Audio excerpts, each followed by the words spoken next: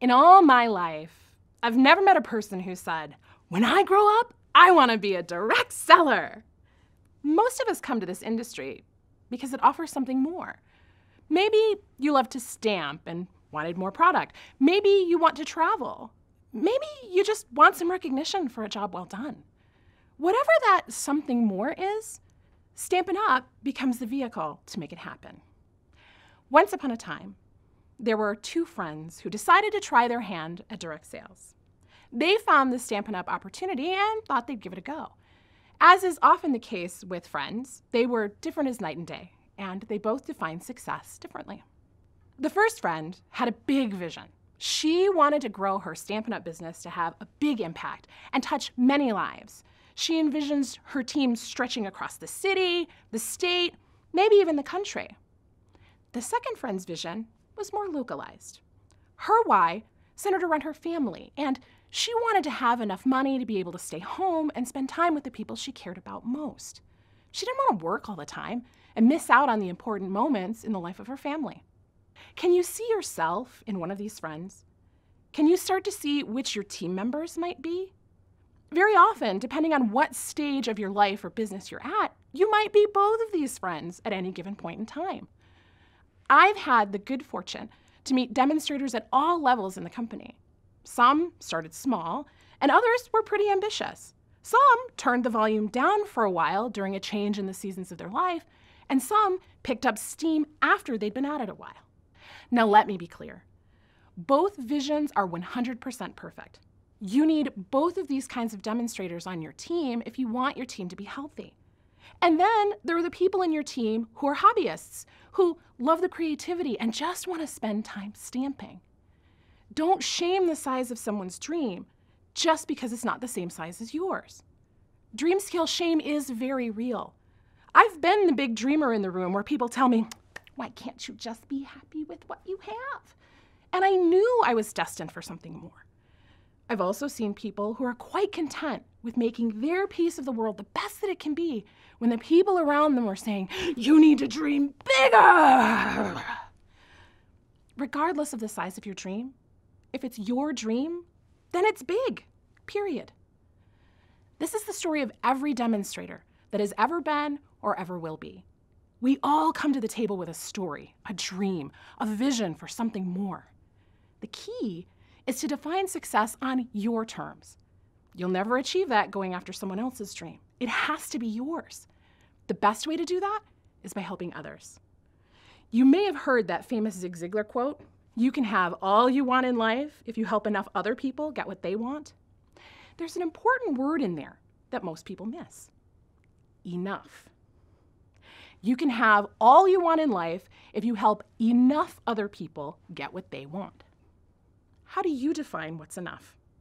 Because it's easy to get caught up in someone else's vision of success if you don't stay true to and honor your own vision of success, and know when you've reached your definition of enoughness. That's where I come in. I've been in and around the direct selling industry for over 20 years. As a coach and trainer, I've worked with thousands of direct sellers in dozens of markets. The most successful among them all have one thing in common. They stayed focused on their definition of success. So I'm going to share 3 things with you today that will not only help you define and achieve your vision of success, but also help you train your team to do the same. After all, being a leader is about making a positive impact on the lives of others, but it begins with you. Understanding yourself and your team is the best way to grow a meaningful income doing what you love. In 2012, I wrote my first book, The Secret Watch. It's a parable about defining success on your own terms, and while it was an international Amazon bestseller, the irony was that I wasn't defining success on my own terms at the time. A lot of my life and work was being dictated by the shoulds of others. So I took a huge step back to reassess everything and stop shoulding on myself. Who were my best clients? What did they have in common? How could I make the most meaningful impact in the world and be paid well to do what I love? I explored everything that I thought mattered to me, and I got clear on what I really wanted in my life. In the process, I also sorted through every client I had ever worked with and discovered what I now call the creative entrepreneur spectrum. Every business owner falls on this spectrum somewhere, from the very linear, number-loving, pattern-seeking types to the very chaotic, go-with-the-flow, and trust-the-divine types. Each of us is on this spectrum. I myself am a fusion, living right in the middle between the two extremes. I have a huge variety of interests, and choosing just one to pursue can feel like chopping off a limb. Each type has different strengths and blind spots, and when you know your type, as well as the types of your team members, it becomes a lot easier to help them identify and move through what's blocking them on their success journey. You might think you know what your type is, but just because you're good at something doesn't mean it's your preference. It just means you have a lot of practice. The creative freedom entrepreneur type spectrum identifies your preference, not your proficiency. How do you prefer to show up when given the option? How do you best operate in the world, even if you've been shoehorned into a different role for most of your life?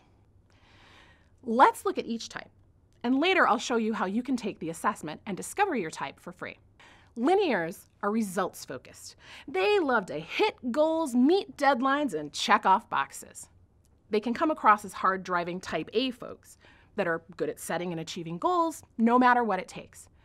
They are pattern finders and numbers people. Sometimes they find it easier to relate to a spreadsheet than to the people in their life. Numbers and patterns are predictable. They like stability and comfort and aren't too keen on taking risks. They research, and only then do they make a decision. Linears can also be great at organizing and keeping people on task. Systems and processes come naturally to them like breathing. They can be natural leaders. They're most often the first of the types to see financial success. But relationship building doesn't always come easy to linears because relationships don't seem as straightforward as numbers and deadlines. They see numbers as simple because the rules of numbers don't change. They see people as complicated and tricky, and it can be hard for linears to read between the lines in a conversation. Although everyone is creative in some ways, chaotics are who we typically classify as the artsy ones. They have the clever and crafty ideas that the rest of us steal, with their permission, to use at our own events. They are experience-focused. They go out of their way to make memories and leave a lasting impression on people in a positive way. Chaotics aren't afraid to take risks if it means helping to make an experience even better for their people. They're fiercely loyal to those people too. Chaotics will give you the shirt off their back. Where linears speak in systems, processes, and numbers, chaotics speak in feelings, moods, and moments. Chaotics are great at setting a scene, telling a story, and inspiring people to take action. They are fun-loving leaders, though they don't always come to it naturally. The business side doesn't always come easy to chaotics either, because you can't build a relationship with numbers. Processes, systems, and rules feel too rigid and confining for chaotics who like to trust their gut, go with the flow, or who want to deal with people on an individual case-by-case basis. Fusions have the best and the worst of both worlds. Living right in the middle of the spectrum, they have an equal preference and may lean in either direction as the situation dictates. Fusions are detail-focused. They see intricacies and patterns in relationships that others miss. They are often seen as the jack of all trades in their circle of influence, and they have a wide network of loose contacts that don't overlap because they have a lot of different interests. For example, my group of theater friends doesn't overlap with my group of business colleagues at all. Fusions have an easier time balancing personal and professional demands. They make great leaders once they get over their reluctance. Fusions are often reluctant leaders because they don't experience themselves as good enough. Why? Because their network is filled with people who are more linear or more chaotic than they are. They often see people around them that are better than they are at everything they do.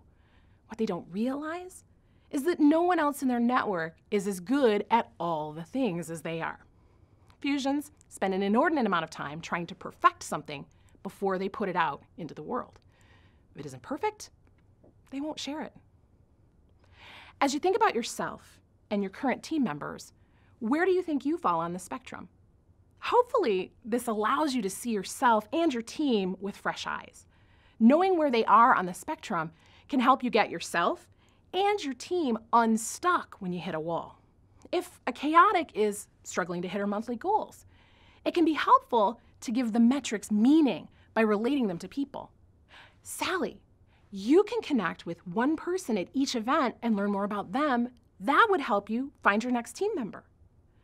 If a linear is having compatibility issues with her team members, you could help her devise a recognition game where she communicates something positive to a different team member every day for a month. The team gets inspired. The linear leader gets to check off a box. If a fusion is stuck in perfectionism with his demonstrations, you can help by connecting him with an accountability partner to help him get out of his own way and build his asking for help muscles in the process. Each type has strengths and blind spots, and understanding that can help you be a more effective team leader. I've just hit the highlights here, but I'll show you how you can learn more at the end of our time together. But regardless of their entrepreneur type, until you and your team are clear on what you really want, it's hard to have it. Here's a concept that can help with that. It's a simple exercise that you can do with your team that will not only help them get clarity, you'll have a better picture of how you can help them too. Take out your notebooks and write the words, "I matter," at the top. Because you do. Everything in your business begins and ends with you. We're often trained to think that it's selfish to put ourselves first. But just like on an airline, you've got to put your own oxygen mask on first. If your Stampin' Up! Business isn't taking care of you and giving you what you need, it will be hard for you to help anyone else in your organization. So we begin with you. What really matters to you? What do you really want? Write it down. This isn't about titles or dollar signs unless that's what you really want. Although, in most cases, those titles and dollar signs aren't what you want, it's what they represent or what they can give you that you really want. So go ahead, write it down, write it all down. Ask yourself, what do I really want? Deep in my bones, what's really important to me? What really matters? Not what do I want for others? We'll get there in a minute. This is just for you. What do you want for yourself? Allow yourself to drop the judgment and own the truth of what really matters to you. While you're writing, I'll remind you about dream scale shame. Don't compare your dreams and deepest desires to anyone else. Don't write down what you think other people will approve of. Don't write down what other people think should be your goals, dreams, or desires. This is for you. What matters to you? Write that down. This is a judgment-free zone.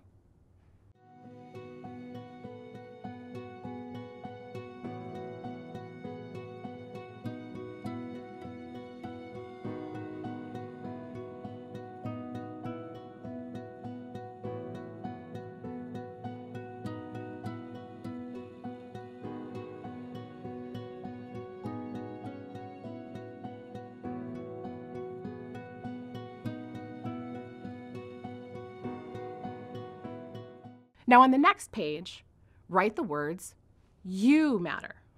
What matters to your team? What do they really want? Because once you put on your own oxygen mask, now you get to reach out and help others. If you don't know what's important to those people who are important to you, that's a great opportunity for you to ask. Learn more about what matters to them. Write down what you already know, but don't just guess and assume. Make an effort to return to your team and learn about their wants and needs. How might you be able to help them make the connection between what's important to them and advancing in leadership with Stampin' Up? Now, you can also do this for your family and friends, but for now, we're focusing on your existing Stampin' Up! Team. I'll give you a minute to jot down some ideas.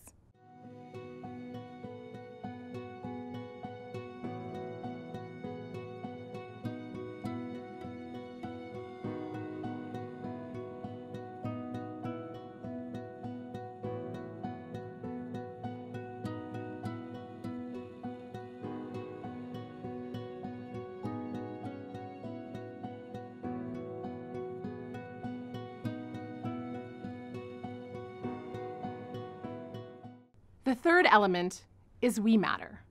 I matter, you matter, we matter. Once you know what's important to you and your team, now you can look at the bigger picture and how you and your team fit into that vision. Sarah's message is that Stampin' Up! Is a company of helpers. You're in a helping industry. And that's a big piece of how we matter applies. So you're helping your team get what they want, you're achieving what you want, and the company becomes stronger and healthier too. But there's also another element to this bigger picture. When you turn your focus to what your hosts, customers, and team want, it becomes easier to see how Stampin' Up! Could be an answer they've been searching for. You're actively listening to what's important to them, which makes it easier to extend an offer to join your team because your recommendation makes sense. Your clients notice that you hear their needs, and you're actively trying to help them find a solution. Your team sees that you're actively listening to and interested in knowing what they want. And you are honestly assessing the ways that leadership with Stampin' Up! Can help them. You're not being pushy, you're being helpful. And you're creating a culture of growth, support, and nourishment inside your Stampin' Up! Business. I encourage you to use this I matter, you matter, we matter tool with your team and see how it opens up new conversations in your organization. Linears appreciate the simple step-by-step process, and chaotics love being able to open up about what they're feeling. And you, as their leader, get to see who they really are and what really matters to them so that you can focus your leadership efforts on helping them have exactly what they need to thrive in Stampin' Up! And in life. When your demonstrators begin to see the possibilities of leadership, one of the things that can stall their momentum is fear. Linears may jump right in, but they may dread recruiting conversations. Chaotics will love connecting with people, but may feel asking everyone to join their team is pushy. Fusions are reluctant leaders, and they may struggle with consistency. What if I showed you a simple plan that anyone could follow regardless of their fears? I developed this just for Stampin' Up! After talking with one of your leaders in Tennessee. I call it the 3-2-1 approach. It's simple for demonstrators to follow and could help them achieve Silver Elite status within a year. I'll even show you how to cut that time in half if someone on your team is feeling more ambitious. The 3-2-1 approach is a simple way for you to create a path for your team members to advance to Silver Elite no matter what their personality type. All you need is 3 or more events each month with a minimum 200 CSV. Add to that 1 invitation per event to join your team. It's that simple. 3 events, 200 CSV, 1 invitation. Here's why it works so easily. It's less than 1 event per week, so there's wiggle room for chaotics who don't want to be overscheduled.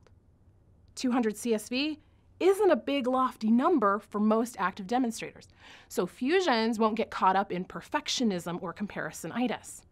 I've talked with demonstrators at different levels in the company, and everyone said that was a doable number. Plus, it's usually pretty easy to find one person at an event that's interested in learning more about the Stampin' Up! Opportunity. So linears don't have to get hung up on trying to talk to everyone at an event.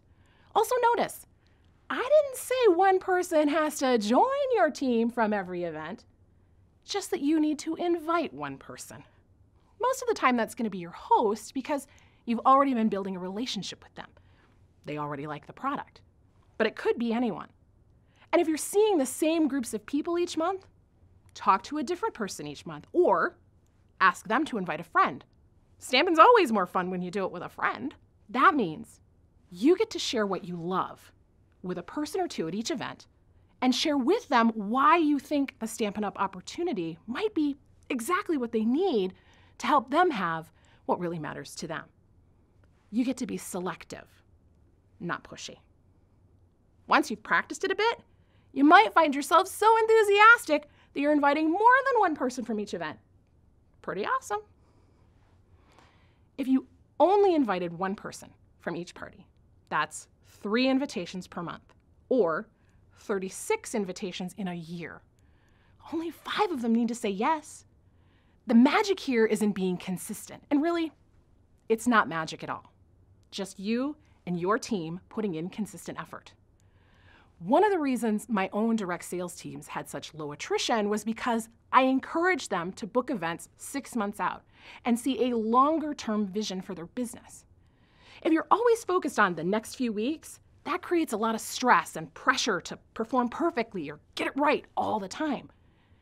When you encourage your team to look beyond the next few weeks, into the months or even the year ahead, it shifts their mindset from one of perfection to one of practice. Practice builds confidence. Confidence yields competence. When your team feels confident, it becomes easier for them to make the invitation to become part of the Stampin' Up! Family. Consistency creates the opportunity to practice. This also takes the pressure off. By having multiple opportunities to practice leading events and extending the invitation, your team members can focus less on the outcome and more on the activity they can control. They can't control if someone's going to say yes or no to becoming part of the family, but they can control how often they are extending the invitation. The important thing is that your team members are learning to consistently offer the Stampin' Up! Opportunity at their events, or anytime they see a way that the opportunity could be the help that someone needs to achieve their goals and dreams. The last piece for advancing to Silver Elite is to have a silver in your team. Teach your team to train a similar simple approach to their new recruits. Hold a consistent event with a sales goal and offer the Stampin' Up! Opportunity at each event.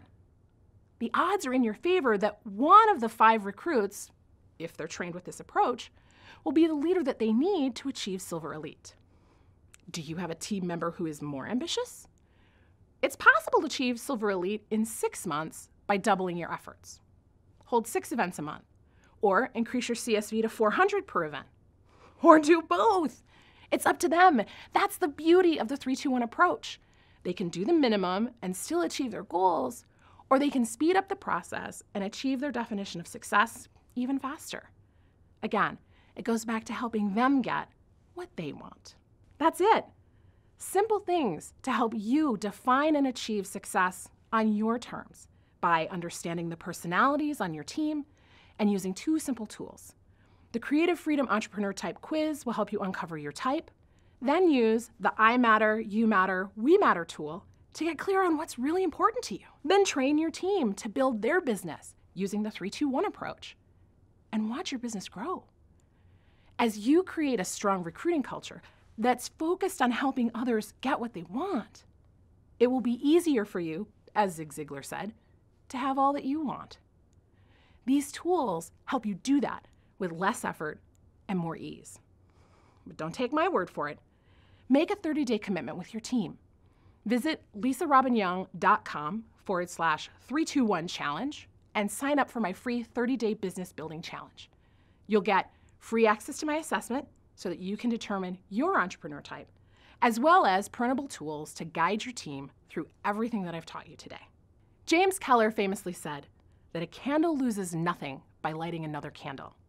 Being an entrepreneur can be tough, but when you have the support and encouragement of a team like the one you're building and the team you have here at your Stampin' Up! Headquarters, it can be easier to love what you do, share what you love, and make a difference in your world. Whether your world is the size of your neighborhood or the size of the globe, we need you to shine your light just as you are. So go be a light for your world.